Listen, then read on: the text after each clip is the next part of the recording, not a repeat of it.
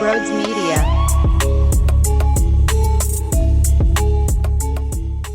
What is going on, everybody? Welcome on into Sports Talk with Broads. I just watched the divisional round.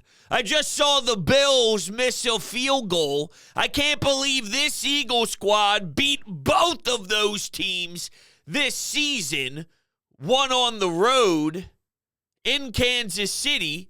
They just find ways to win. But here you have it. NFC Championship game. The Detroit Lions, gross, and the San Francisco 49ers, who I now respect for not only kicking our ass, but doing it in such a dominating way. And when Trent Williams was interviewed after their win this weekend, albeit a squeeze by, because Jordan Love and the Green Bay Packers, no doubt about it, had an opportunity. And realistically, I thought was the better team, but Brock Purdy had a big drive, and they were battling some injuries, Deebo Samuel. So I got to give them credit where credit is due, and it didn't bother me as much as I anticipated it would. I got no problem watching them because I respect the way they handled their business. They're everything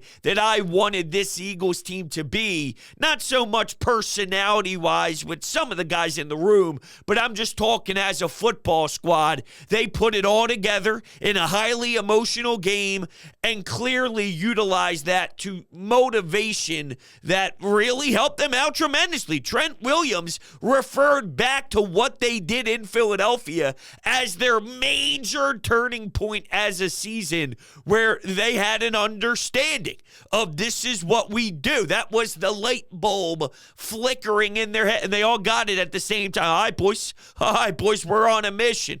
And they knew they could do it, but once they saw it, it just tasted that much sweeter and gave them that much more confidence. And it was just a hell of a weekend, and I can't believe that we're not in it.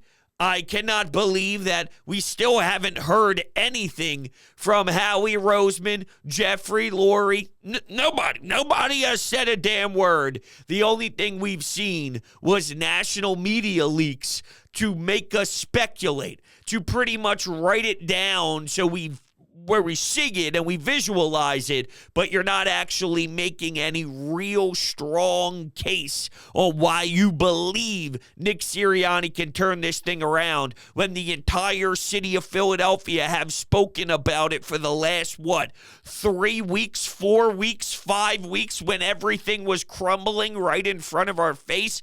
You can't escape this. You can't just pretend it's not a real storyline, and that's what they're making it out to be. And they're almost looking down at the fans. Like, oh, you'll never catch us. And that's where we really start the main topic of this show. I apologize. I rambled for a few minutes there. Once in a while, that tends to happen with me. You know what I'm saying? But here's the meat and potatoes. Are the Eagles dysfunctional? Are they a dysfunctional group? And I'll give you your answer. Yeah, I think they are. I think we have a problem right now with how this organization is ran. All right, it is a mess. And let's begin with how there's zero clarification on if Nick Sirianni has a full go at this. And I want answers. I want you, Howie Roseman, Jeffrey Lurie, to give us the information on exactly what Nick Sirianni is doing. Why can't we have transparency? Why do you have to leak crap to all these national guys and say something like, oh, well, Nick Sirianni is the one to fire Sean Desai? Oh, please. Oh, please. Your sister's ass. There's no way in hell that Sirianni, and by the way, okay, let's say Sirianni did offer that to them when he was doing his PowerPoint presentation begging for his job, right? Let's say he did. Well, no shit. No shit. Howie and Lurie had that as a no-brainer lock. That was the most obvious thing in the damn world. So don't put it on the shoulders and the hands of Sirianni, especially after you forced him to put Matt Patricia in that position and kicked Sean Desai upstairs and things got worse. That's a bad look for Nick Sirianni, the coach, in inner circles. So hold on, you treated, unless the entire world knows, and they probably do, that Howie Roseman is the one with his fingertips on everything.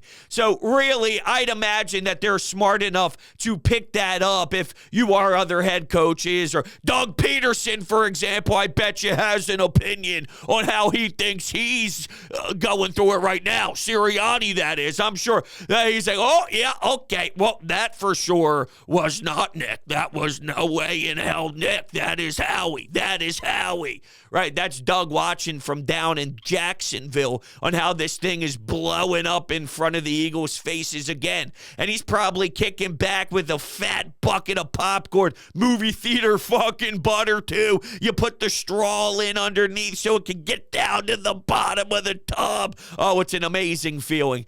And that's what Doug Peterson is chowing on while we're just getting annihilated by everybody. You want to take shots at the Eagles? Go ahead. By all means, you can. Quite frankly, I've been doing it, and it's nice for me. It's sort of a I need to get over it process, and part of that is to rant and scream and have my face turn purple and utilize these 35 minutes or so as therapy so I can be a good father, okay? So I could be a good husband, because God forbid I leave this studio, I walk up those steps and I hang out in the family room with my family and I'm not finished yet. You know what I'm saying? Like, I need to get all this off my chest, and as soon as I open up the office door, none of that happened. We're done. I'm a cornerback. After one play, I don't even know what play you're referencing earlier. In, out of the mind, bang, I'm ready for the next one. Let's go. You know what I'm saying? Are we blitzing? Bros, calm down. You know, I want to take a few snaps. I want to put my hand in the dirt right now and give it a little hattie. You know, I don't know what that was. That mix of karate, mix of being a defensive end, coming around a block. I'm nuts. Okay, so number one. Did I even say number one? Or why I'm in a position to think that they're dysfunctional? That's how much that I just go off the walls. Okay, I'm trying to structure this a little bit better. Let's do it. If I already mentioned it, well, we'll go down that path again. Number one, the fact that they haven't publicly made a statement that Sirianni is our guy kind of pisses me off. Now, I might not agree with you. I don't think that he should return, but at least go down swinging by claiming you love this dude. I love what Sirianni does. This guy has gotten us to the postseason every single year. This guy can get us there. We saw it 2 seasons ago. We were in the damn Super Bowl with a lead. We just needed to close it out. And you gotta go all the way in and tell the world you believe in this guy. Don't have it quiet. Everyone's waiting for the announcement, Friday news dump, and then it still goes quiet into Saturday. It's still quiet on Sunday. You sprinkle in a defensive coordinator. Matt Patricia's gone too. Why prepare for the championship Sunday? Why prepare for a fight for the Super Bowl appearance if I could fire 2 coordinators in an hour? Because God forbid I want to be out there on the football field actually watching my damn team compete, actually watching my quarterback drop dimes, right? You got Josh Allen looking like me back at recess in 5th grade, crow hopping, launching that motherfucker 90 yards downfield, and Diggs should have caught that. I cannot believe he missed that. That is typical Bills, and I do feel sorry for them. I do. That has got to be a miserable time, but I'm having a miserable time with my team too, and that matters more. I feel bad for them from a distance, but there's some damn good teams left. I can make the argument the 4 best teams this season are what we get next week. And what more can you ask other than that? The Chiefs just win, man. And Andy Reid again, AFC Championship game. The disrespect that man got here is unreal. I will always support and probably go the extra mile for the Donovan McNabb and Andy Reid era, because you really thought that it wasn't as good as it was at the time, apparently. But man, just Andy Reid, what an unbelievable dude. They just find ways to win, man. That Kansas City team, this is why. Okay, so when you look back at those first 11 games, and the Eagles are sitting at 10-1, and I said there's something about it, though. It's hard to win and sustain success. Not every season will be pretty, but if you're grinding out W's the way they were, you can be a Kansas City Chiefs, a team where it doesn't look right all the time. But Pat Mahomes AFC Championship game, Pat Mahomes Super Bowl appearance, Pat Mahomes Super Bowl winner, Pat Mahomes MVP, Pat Mahomes, Pat Mahomes, Pat Mahomes, Pat Mahomes in January, middle of January, late January, Pat Mahomes. Well, guess what? This season sucked for them. Didn't look right, but they get there. And that's what I apply. Now, they told us they were failures and nowhere even close to that. But it is possible.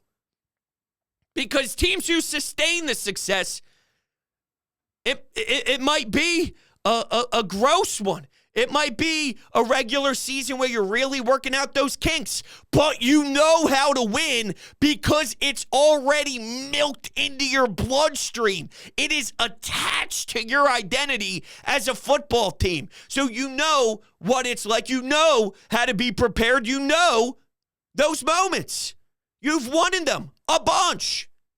I thought Hurts and this team could apply that to themselves, but I was way off.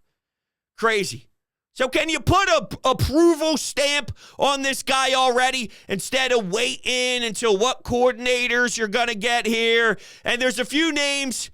Good old Jim Bob Cooter, which is just fantastic for entertainment purposes. He's the offensive coordinator right now for the Indianapolis Colts. And because Sirianni doesn't call plays, that is technically a level of an upgrade compared to being behind Shane Steichen. So, I'm sure that's how that kind of went down. And defensively speaking, maybe Wink. And I know a lot of Giants fans didn't love the idea of parting ways with him because they really did love his style, and I do appreciate this view if you're Howie and Lori. Let's get away from this Gannon crap. Let's get away from this Vic Fangio crap. We're starting to get torched. And now you need linebacker play. All right, the league is starting to change. Everything happens where a team adjusts, then the rest of the league adjusts. We need to remove ourselves from the you could get away with these safeties that are hybrids. Remember they did that with Malcolm Jenkins towards the end of his career, and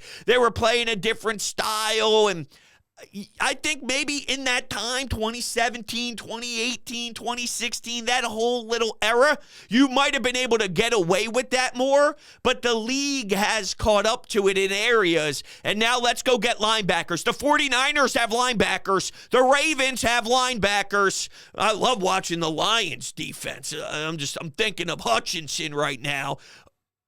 Unreal. Linebacker, by the way, changed the end of the game by getting an interception. That's right. Someone who's capable of playing in the middle of the field, dissecting the game, having instincts, some pop, and some good readability action where he can read the quarterback's eyes, jump her out. Linebacker did that. I bet you Morrow could never. All right? Same with Zach Cunningham. I watched Zach Cunningham drop an interception that hit his hands.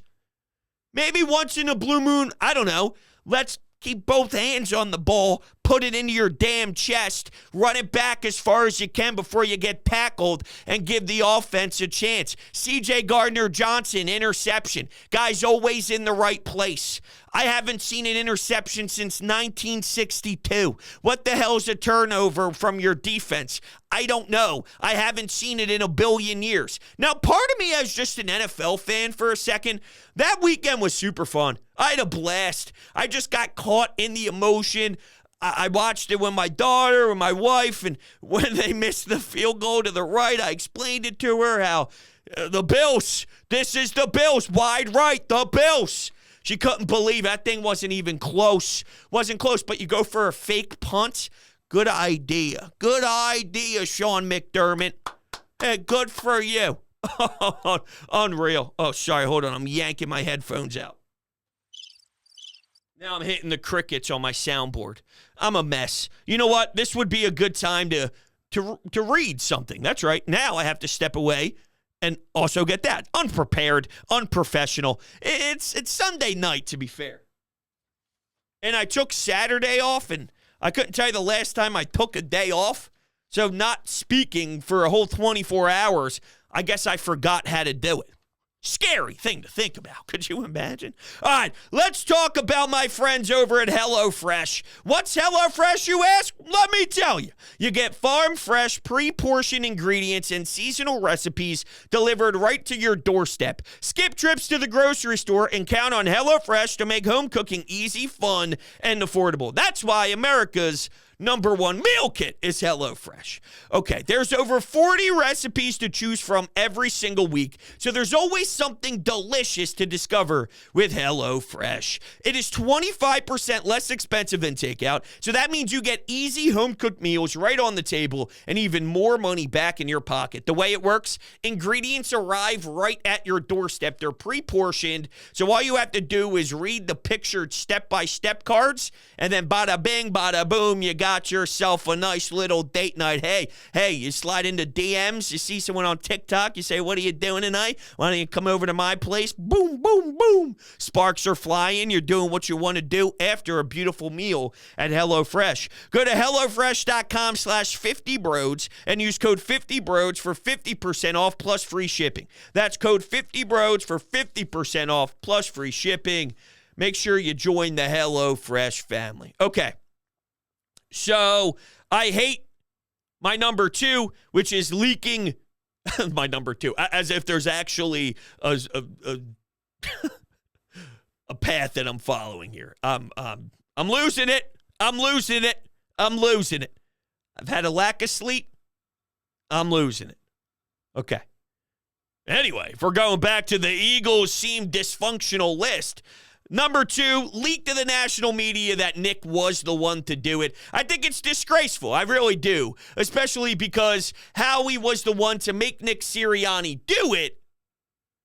And now Nick Sirianni has to fire him and look like the bad guy. Now, it's all part of the gig. You know what you got yourself into when you signed on the dotted lines to be the head coach of the Philadelphia Eagles. They are the ones making decisions up front, and you're more of the face of it. And it's not as if he doesn't have any say. He does, but there's no way in hell they're allowing Nick to pick his staff right now.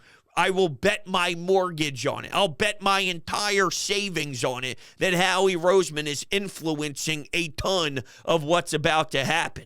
I do like the wink idea, though, because it could change the identity on the defense, and we could start bringing some pressure, and we could be a team that is active in your face, forcing you to make turnovers, right? Even if you're just making it hectic and you're doing creative stuff up front and whatever it is, right? You can take some corner blitzes. Maybe you get linebackers, and you can get something sexy rolling with that. I'm just spitballing. Number three. The reports that Hurts went off script. No. His relationship with Brian Johnson was not as strong as we thought it was. They are not on the same page. Now, this is being reported by the NFC East reporter for Fox Sports. He's got about 86,000 subscribers or followers on Twitter. His name is escaping me, so I apologize. But he's a big, respected reporter for Fox Sports, and he put out there that Hurts was kind of going off script and all, and now I'm starting to wonder, back to the dysfunction, where A.J. Brown is on this. So the quarterback and the offensive coordinator are not happy with one another. They don't care for what the other person is trying to do out there. It is clear abomination. Yet A.J. Brown has a players-only meeting where he wanted everybody to be on the same page and specifically mentioned it's time to start believing in the coaches. Was that just a straight shot at the quarterback? Was that just a legitimate, yo, dude, I'm fucking talking to you, and I'm going to use the media to do it. I think AJ and now the quarterback. Nah, not working. Because Brian Johnson and Hurts, what, family? Tied at the hip? So close, knew him his entire life, and that's fractured? I didn't think football would get in between him and AJ. But listen, if it could happen to a family tie, it could happen to AJ too, Mr. Personality. And Jalen Hurts' personality's now in question. We got our guy back. Santa Laquido back in action. Drops a bombshell on Sunday night that Jalen Hurts has a personality problem and people in the locker room are taking notice. Not the same level that we once saw with Carson Wentz, but I want to read you a little bit of it, okay? So this is on Bleeding Green Nation. Fixing the quarterback. Sources within and around the team say Jalen Hurts, quote, changed since signing the big $255 million contract extension. His accessibility to media, fans, teammates had been limited. He became less accessible this season, according to numerous sources. In fairness to Hurts, who was very guarded to begin with, his defensive walls went up even higher, with the many open hands coming at him, pulling him in various directions last offseason, striking on his popularity when his brand was hot. There are two versions of Jalen Hurts, the one the public sees and the one behind closed doors at the NovaCare complex that the Eagles protect, as they tried to do with Carson Wentz. The public, well, some of the fan base sees a leader. His teammates may not. Sources close to and around the team say Hurts should have been a better leader and is capable of being a better leader. He shuts himself off from others and he defers to A.J. Brown, who has a great reputation among his teammates as a family guy and will hold himself and his teammates accountable. One source on the team described Hurts as a good dude who sometimes does not realize the time he's acting like a prima donna explosive, but we'll use the word jerk. Multiple sources close to and inside the Eagles confirm this. Teammates wanted to include him in functions. Hurts would wave them off. He's been described as detached, stoic, isolated, and unapproachable. It was emphatically stated, according to numerous sources, that Hurts is not like Carson Wentz, though. He's not exactly Mr. Personality, but he's someone who will get up when he's knocked down. He won't ask for help. I don't know if that's a good thing or a bad thing, and that's sort of the meat and potatoes of it. And, this guy hit on the Carson Wentz thing, and while nobody wanted to give him credit for it and nobody wanted to hear it at the time, there was truth to it. And Brandon Graham has said this. Brandon Graham has said this, and I've only been talking about it for a while now. I don't like to do the whole body language. Oh, he's not looking at the iPad on the bench. We see 0.7 seconds of Jalen Hurts on the bench, and then we're watching a real football game for the rest of the time. I don't know how much stock to put into that. What if he literally does watch the iPad for 5 minutes that we just don't see? I'm using that as an example, but that's why I don't like to always go with, well, what do you see on the bench? Well, the broadcast isn't showing a bench cam for 4 hours. If that's the case, we'd probably see a lot more and have more information on what's happening during those scrums or during those meetups, those huddles, whatever. Jalen Hurts has this weird vibe about him when they're losing and when he does the stoic stuff. It doesn't have the same level of impact, and it looks awkward, and, it looks off. It doesn't look right. Doesn't have belief. And I think the rest of the team senses that. Hey, is he feeling this right now? I don't know if he's feeling this right now. Well, if he's not feeling it, how the hell am I supposed to feel it? It's a strange dynamic. Okay. That's basically what I have for my ideas for why they're dysfunctional. I dropped my other read, so give me a second, then we'll take a couple calls. Let's talk about my friends over at TickPick. The best prices are guaranteed at TickPick, and you can click the link down below in the description, and you will get $10 off your purchase, and it's an unbelievable little free $10. I mean, why would you not utilize that when going to watch the Fly Guys, Joel Embiid, the 76ers, the Phillies are going to be in spring training soon. I'm just saying, if you use promo code BRODES, you should. So their ticket prices will beat any of the major competing marketplaces, and they are so confident about it, they guarantee it. If you find the same seats elsewhere at a better price than TickPick, you get 110% of the price difference in form of TickPick credit. There's also upfront pricing. No more doing the math in your head to prepare for how much extra you plan on spending on top of the listed price than on other sites, because the price you see on TickPick is the price you'll pay at checkout, period, end of story. And just a closing thought on everything I just read about Jalen, and I'll probably dive deeper into it on another show, and I'm sure this week is going to be crazy and super chaotic, so I'm looking forward to it. And real quick, let me just close my thoughts on everything with that Jalen Hurts point, and I'll probably get into that more as this chaotic week continues, and I'm sure it's going to be a doozy. You wait, because it will be extremely Eagles heavy. I'd be stunned if not. That has to change. I know it's him, but I use me as an example with this. I'm obviously an absolute jerk-off. I'm obviously at 1,000 a lot in my life. That's the percentage you get of me. I'm always going. I'm nonstop, if that surprises you or not. There are situations, though, where I'm not, because I have to read the room, and I have to handle myself a little bit differently, and I have to be professional. Okay? Well, why is that? Because I'm adapting to my surroundings. I feel Jalen has to adapt a little. I'm still me. I'm still authentic. I'm not changing who I am.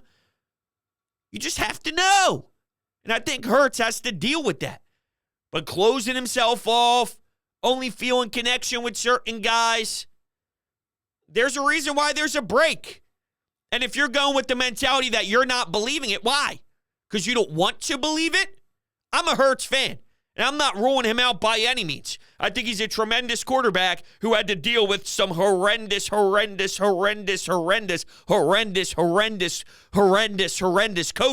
That was horrendous. That's why I think it all went south. I need to see him with some fresh blood. Problem is, Nick Sirianni, I guess, is returning. I just haven't heard the conviction in the voice of the ones making that decision. It's almost like it's because this is a bunch of garbage. All right, let's go to the phones. Broads, I'm calling in response to the Eagles firing Sean Desai and Matt Patricia. Say what you want about Sirianni, but that's not really where my focus is right now. The Eagles cannot mess this coordinator hire up. They have neglected and have done everything wrong on the defensive side of football for a really long time now. Even though they had a very good defense last year, they just have never taken the right approach to it. I do not want another Fangio scheme. Keep that away. That doesn't work. But I would be okay with any of these names, plus more that I'm not familiar with. Al Harris, Jim Leonard, Jesse Minter, Wink Martindale, Ryan Nielsen, and there's a couple other I can't really think of off the top of my head, but I'd be no Fangio guys. But yeah, I'm curious to hear your thoughts. The Wink one would be fascinating just because apparently him and Brian Daboll did not get along. And now you go to a heated rival where we historically have their number, and he gets to go up against Daboll 2 times a year. They did not like one another from some of the things that you read. So that would be hysterical, and I feel that he is the type of guy that would have that fire. Every time I say that now, I think of, you got that fire in your gut? Who took the train?